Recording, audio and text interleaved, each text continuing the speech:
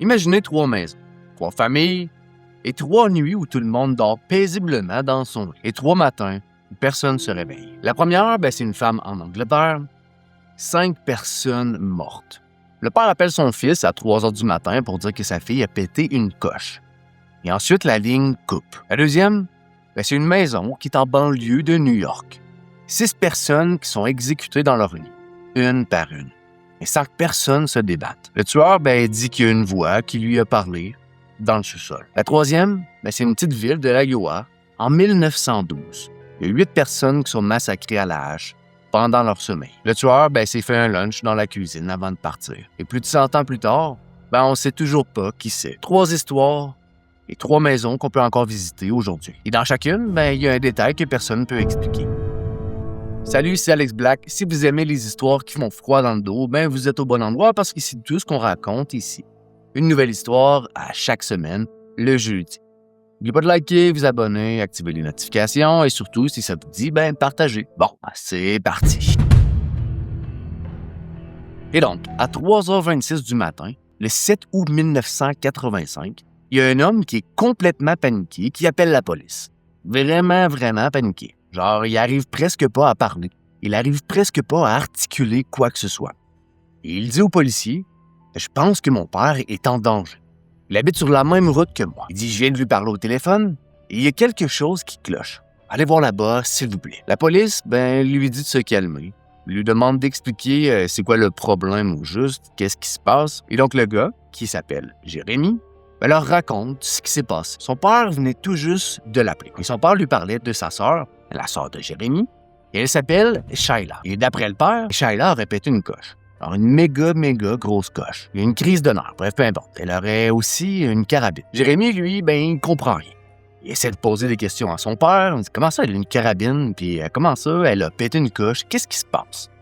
Mais à un moment donné, la ligne coupe. Juste comme ça. Plus rien. Un silence total. Jérémy, lui, essaie de rappeler. Et ça répond toujours pas. C'est là qu'il décide d'appeler la police. Maintenant, les policiers, eux, ils posent une question quand même assez importante. Maman, Jérémy, est-ce que tu as entendu des coups de feu dans le téléphone avant que ça coupe? Jérémy répond, non, j'ai rien entendu. Mais un petit détail, c'est que ma sœur, elle est schizophrène. Elle a un caractère difficile et elle, disons, se chicanait toujours avec mes parents toute la semaine. Et mon père avait l'air vraiment beaucoup apeuré juste avant que la ligne coupe. Donc, il faut vraiment que vous y allez. À ce moment-là, la police embarque dans leurs autos de patrouille et se dirige en direction de la White House Farm, où les parents de Jérémy habitent. Et White House Farm, c'est le nom de la propriété, mais c'est une grosse ferme.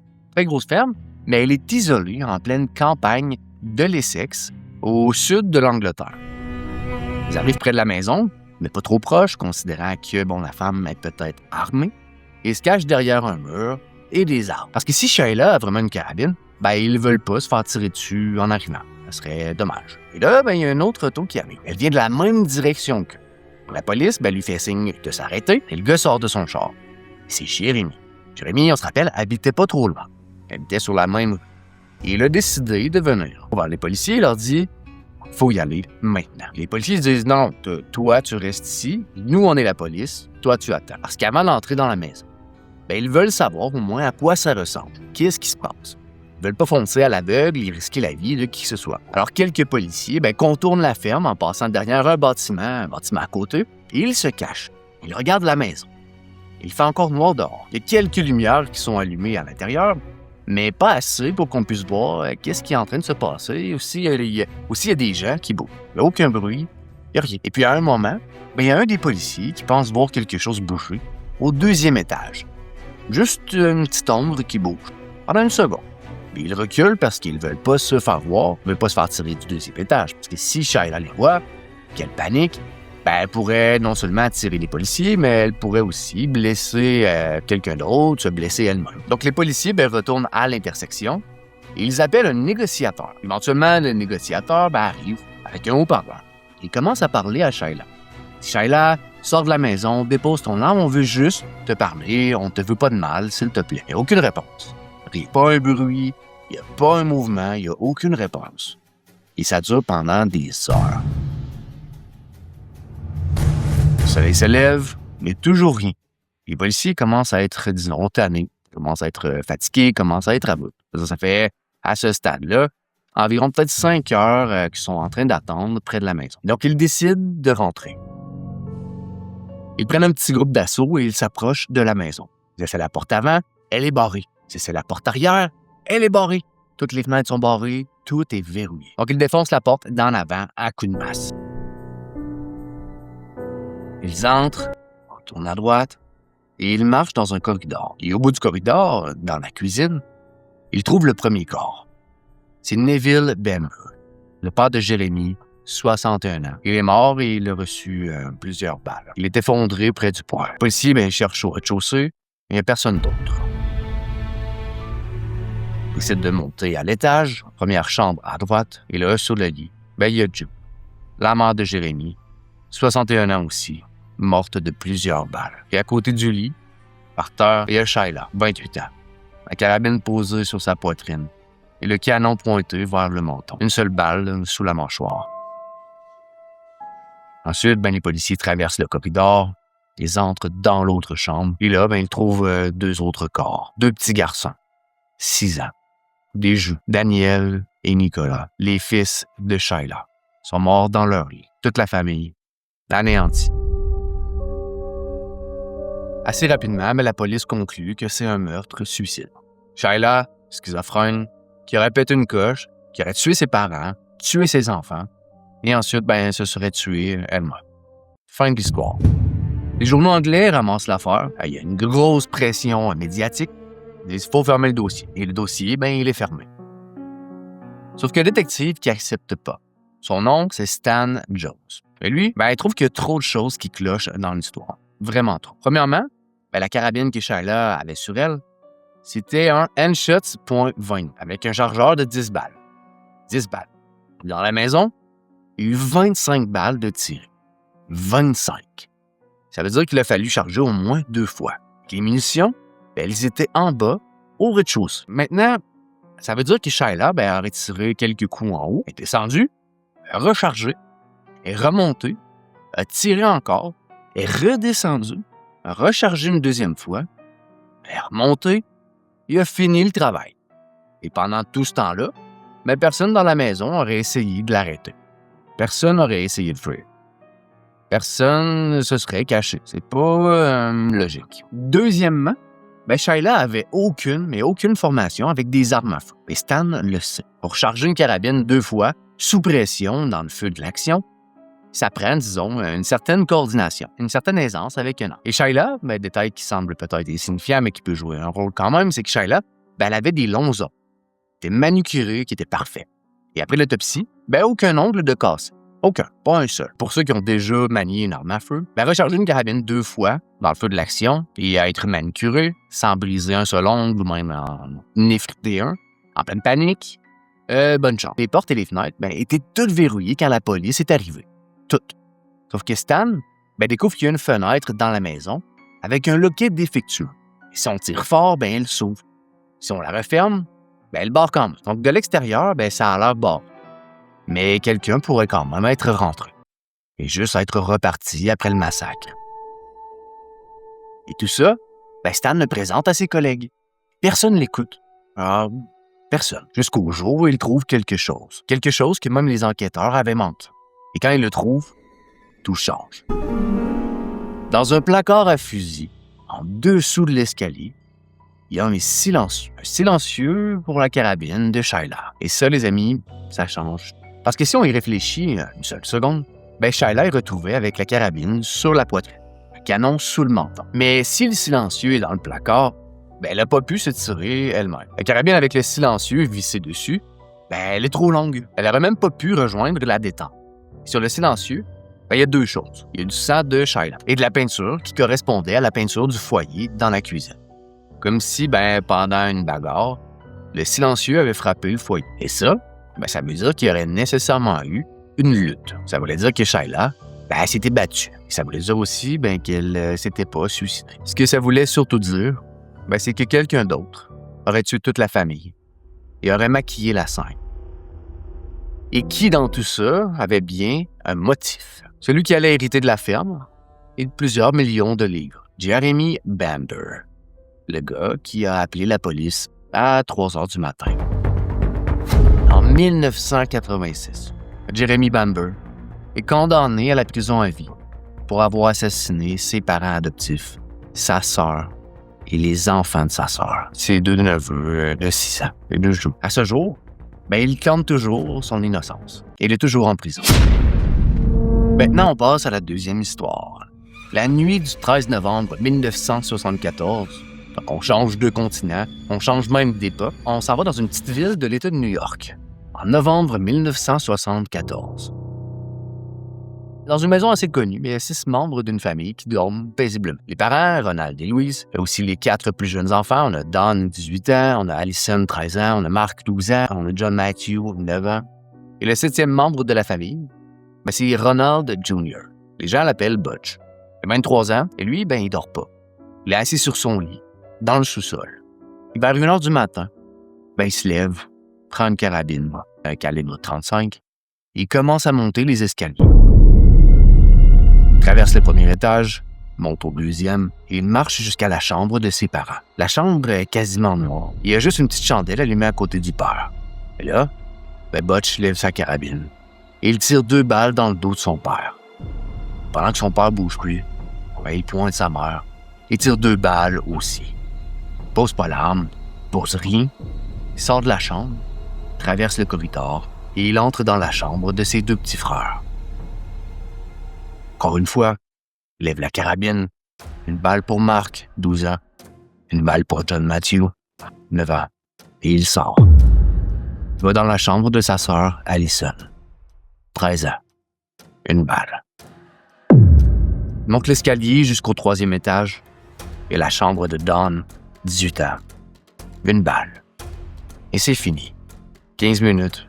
Ça lui a pris 15 minutes pour exécuter toute sa famille. Et pendant tout ce temps-là, il n'a pas couru, il n'a pas paniqué. Il marchait calmement d'une chambre à l'autre, comme s'il cochait simplement une liste. Après, Butch pose son arme, sort de la maison, et il va à une taverne du coin en joguant. Il entre et il fait une grande scène, il panique un peu. Il dit « Venez vite, il est arrivé un drame à ma famille, au secours, il y a des blessés, venez m'aider. » Il y a quelques gars de la taverne qui le suivent jusqu'à la maison. Mais Butch, lui, refuse d'entrer. Les gars, rentrent tout seuls. Et ils découvrent l'horreur. Ensuite, la police arrive, et Butch, assez rapidement, il craque. Il avoue. Il dit « C'est moi, j'ai tué toute ma famille. » Maintenant, vous pensez peut-être, en fait, on pense tous, affaire classée. Sauf que les enquêteurs, examinent la scène. Et il y a quelque chose dans la scène qui, disons, cadre pas. Tous les membres de la famille ont été retrouvés, couchés sur le ventre, dans leur lit. Seulement aucun signe de lutte. Aucun. Personne qui s'est débattu. Personne qui a essayé de se cacher. Il y a personne qui a essayé de fuir. Encore une fois. Et la première hypothèse, c'est qu'ils ont été drogués. Que Butch les avait sédatés avant de les tuer. Mais la toxicologie revient, et c'est vite. Il n'y a aucun produit, il n'y a rien dans le sang de personne. Deuxième hypothèse, c'est qu'ils n'ont rien entendu. Peut-être que la carabine faisait pas tant de bruit que ça. Peut-être qu'ils dormaient vraiment, vraiment très dur. Sauf que les enquêteurs, font un test. Ils prennent le même modèle, le même calibre, et ils tirent à l'intérieur d'une maison. Et vous savez quoi? On entend le coup de feu à 1 mile de distance. 1 mile. Ça veut dire que tout le monde dans la maison, de la cave au grenier, aurait dû au moins entendre quelque chose. Aurait dû se lever, aurait dû se débattre, aurait dû paniquer, aurait dû fuir. Mais ils n'ont rien fait. Rien du tout. Et là, la confession de Butch, disons qu'elle devient vraiment, vraiment bizarre. Butch raconte ce qui s'est passé cette nuit-là. Il dit qu'il n'arrivait pas à dormir, que tout le monde en haut dormait et que pendant qu'il était assis dans son lit au sous-sol, il a commencé à entendre une voix dans sa tête qui disait « Attrape-les, tue-les ». Butch pensait qu'il perdait la tête. Et là, il dit qu'il y a une silhouette qui est sortie de loin, de dessous les escaliers du sous-sol. Une silhouette qui marchait vers lui, qui murmurait les mêmes mots. Et la silhouette s'est rendue jusqu'à lui. Il s'est penché et lui a parlé directement à l'oreille et dit « Attrape-les, tue-les ». Et Butch dit que sans réfléchir, comme si son corps lui appartenait même plus, il a attrapé sa carabine, il s'est levé, il a marché vers les escaliers. Il savait très bien ce qui allait se passer. Il ne voulait pas le faire, mais il n'avait plus aucun contrôle sur lui. Il C'est là qu'il a compris. D'après lui, il était possédé par un démon qui vivait dans le sous-sol. Maintenant, je veux être clair, le tribunal a, rien voulu savoir de l'histoire du démon. Butch a été condamné à la prison à vie. 6 fois, une sentence pour chaque membre de sa famille. Il est mort en prison en 2021. Mais 1 an après les meurtres, il y a une autre famille qui achète la maison. La famille Lutz, George et Kathy Lutz, avec leurs 3 enfants. Et 28 jours plus tard, ils quittent la maison. Ils laissent littéralement tout derrière. Les meubles, le linge, la nourriture dans le frigo, tout. Et aussi, disent qu'ils entendaient une voix dans le sous-sol. Il y a même 2 chercheurs en paranormal assez célèbres, qui arrivent sur les lieux, Ed et Lauren Warren. Et ils déclarent que la maison est hantée, ça fait aucun doute pour eux, que c'est un des endroits même les plus hantés du monde. Pendant sa visite, Lauren prend des photos au 2e étage, près de l'ancienne chambre des 2 petits frères, et il y avait juste elle et son mari dans la maison. Mais quand elle développe les photos, il y a un petit garçon sur une des images. Un petit garçon qui apparaît littéralement de nulle part. Et d'après Lauren, ce petit garçon ressemble à John Matthew DeFeo, le plus jeune. Et la maison, existe toujours. Elle a été vendue et revendue plusieurs fois. Les adresses ont même été changées pour décourager les curieux qui voulaient aller voir. Mais à ce jour, il n'y a personne, littéralement personne, qui est capable de rester longtemps dans cette maison. Maintenant, on passe à la 3e histoire. Celle-là, disons que c'est la pire. Parce que dans les 2 premières, au moins, on sait c'est qui l'a fait. Mais dans celle-là, plus de 100 ans plus tard, on sait toujours rien. Pour la 3e histoire, on recule encore une fois dans le temps. En 1912, en Iowa, une petite ville tranquille du Midwest américain. Et pas plus de 2000 habitants. Et le 9 juin 1912, la famille Moore rentre de l'église. Joe Moore, 43 ans, et sa femme Sarah, 39 ans, et leurs 4 enfants. On a Herman, 11 ans, on a Catherine, 10 ans, on a Boyd, 7 ans, et on a Paul, 5 ans. Et ce soir-là, la famille Moore amène 2 petites invitées chez elle. Les sœurs Stillinger. Lena a 12 ans et Ina a 8 ans. Une soirée pyjama improvisée. Les enfants sont excités, la maison est pleine de rire. Ils mangent, ils jouent, et vers 10 heures, tout le monde monte se coucher. Joe et Sarah sont dans leur chambre à l'étage et les 4 enfants Moore sont dans une autre chambre à l'étage.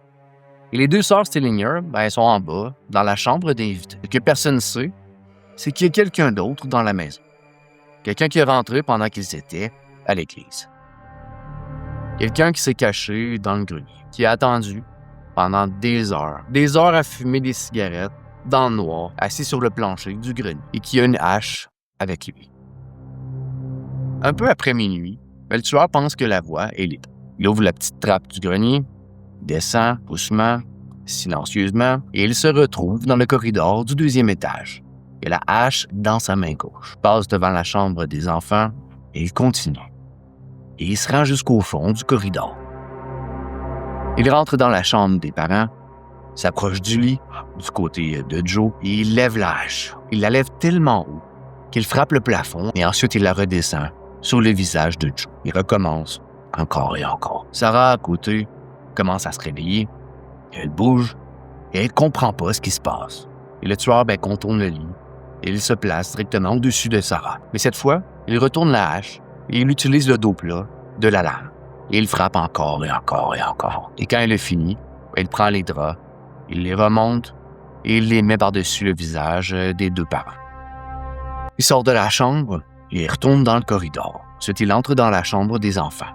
Et un par un, Herman, Catherine, Boyd, Paul, il lève la hache, il descend la hache sur chacune de leurs têtes.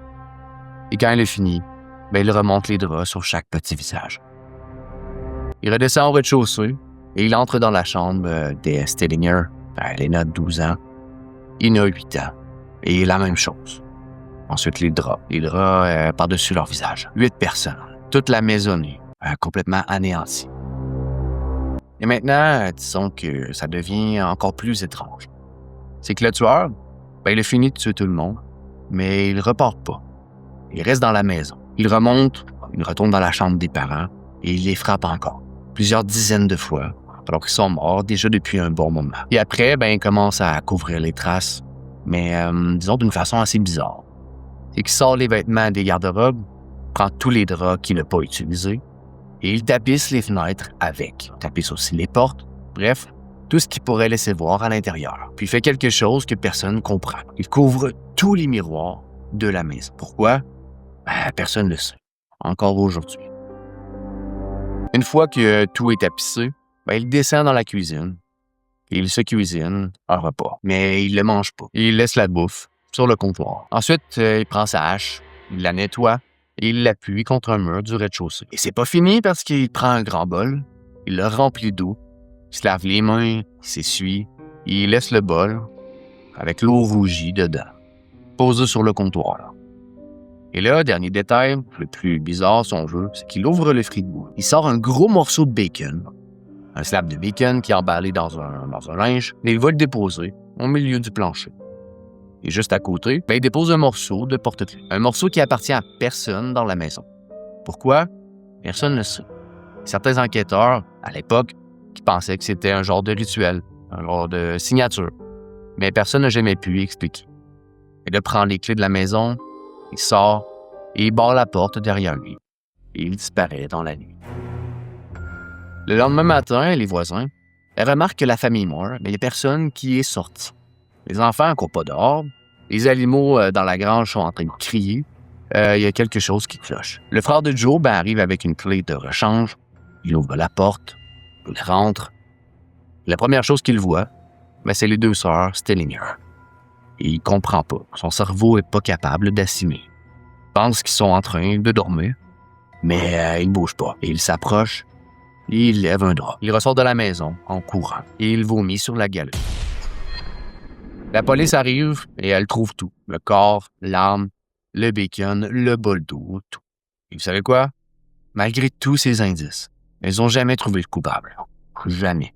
Il y a eu des suspects, il y a eu des procès, il y a même eu un pasteur qui a été accusé, mais qui a été acquitté. Il y a aussi un vagabond qu'on n'a jamais retrouvé. Un homme d'affaires local avec un mobile financier, mais non. Personne n'a jamais été accusé ou condamné. L'affaire est restée ouverte et à ce jour, plus d'une centaine d'années plus tard, on ne sait toujours pas qui a fait ça. La maison existe encore. Elle a été rachetée dans les années 90 par des gens qui voulaient la restaurer exactement comme elle était en 1912. Et aujourd'hui, c'est une attraction touristique. On peut y aller, on peut même y dormir. Pour de l'argent. Et beaucoup de gens disent que la maison est hantée. Et en 2014, il y a un enquêteur de paranormal qui passait la nuit dans la maison et qui s'est poignardé lui-même avec un couteau. Sans raison. Il a été transporté à l'hôpital. Quand on lui a demandé pourquoi il avait fait ça, il a dit qu'il ne se souvenait pas. Il savait pas. Il y a certaines personnes qui disent que cette maison force les gens à se faire du mal ou à faire du mal aux autres. Que quelque chose est resté là. Qu'il y a des endroits qui devraient être démolis et non pas visités. Donc voilà, 3 histoires, 3 maisons. Mais avant de fermer, il faut que je vous dise quelque chose. On a passé plusieurs dizaines de minutes à parler de tueurs, à parler de carabines, de haches, de démons dans un sous-sol, dans des sous-sols. Et pendant ce temps-là, comme la plupart des histoires de ce genre, on parle un petit peu moins des personnes qui ont perdu la vie. Neville et June Bamber préparaient la ferme pour leur retraite. Ils avaient 61 ans, ils étaient jeunes, faisaient des plans. Shyla, elle essayait juste de survivre à sa maladie. Elle aimait ses jumeaux plus que tout. Et Daniel et Nicolas avaient 6 ans. 6 ans. Ils apprenaient à nager cet été-là. Dans la maison d'Amityville, il y avait Dan, 18 ans, qui venait de finir son secondaire. Allison, 13 ans, qui écoutait ses disques en boucle. Marc, 12 ans, qui rêvait d'être chanteur. John Matthew, 9 ans, le plus jeune, qui faisait rire tout le monde à la table. Et dans la petite ville de l'Iowa, il y a une famille au complet. Herman, Catherine, Boyd, le petit Paul qui venait d'avoir 5 ans, les 2 petites filles, Lena et Ina, qui étaient là juste pour une soirée pyjama. Une soirée pyjama. Ces gens-là, c'était pas des statistiques, c'était pas des personnages dans une série HBO, c'était pas des personnages de films d'horreur. C'était des gens qui faisaient leur lunch pour le midi, c'était des gens qui profitaient de la vie, qui riaient à table, qui avaient des plans pour le lendemain. Maintenant, il y a 2 de ces 3 affaires où on n'a pas rendu justice rapidement. Shyla Caffell, qui avait été accusée d'avoir tué ses propres enfants pendant des mois, alors qu'elle était une victime. Il a fallu un détective qui était vraiment obstiné pour qu'elle récupère son nom, sa dignité. Et les 8 personnes de l'Iowa, elles attendent encore. 110 ans plus tard, elles attendent que quelqu'un dise son nom. Et c'est peut-être un peu ça, la vraie leçon de ces 3 histoires. C'est que le mal a été fait vite. La justice, elle disons qu'elle peut traîner des pieds à pas. Des fois pendant des mois, des fois pendant des siècles, des fois pour toujours. Et je sais pertinemment qu'il y a des enquêteurs qui prennent ça à cœur, que le système fait son possible au final. Des fois, le mal réussit à s'en tirer. Mais tôt ou tard, tout le monde finit par être jugé d'une façon ou d'une autre. Faites-vous une faveur. La prochaine fois que vous entendez parler d'un meurtre, par les nouvelles, posez-vous une question simple. Est-ce que vous vous souvenez du nom de la victime? Ou vous vous souvenez juste du nom du tueur? Parce que les tueurs, les journaux les nomment, les documentaires les nomment, les séries Netflix les nomment, mais les victimes, elles disparaissent 2 fois. Une fois la nuit du crime, et une deuxième fois dans nos mémoires. Des fois, juste dire leur nom, juste ça, ça les ramène. Donc voilà ce qui s'est passé. Dites-moi laquelle des 3 histoires vous a le plus marqué. Certainement une des histoires qui vous a dit quelque chose, que vous connaissiez déjà, comme l'histoire de civile. Naturellement, il y a un film qui a été fait sur cette maison-là. Et si vous voulez d'autres histoires, j'en ai plusieurs autres sur ma chaîne. Merci beaucoup d'avoir été là et à la prochaine.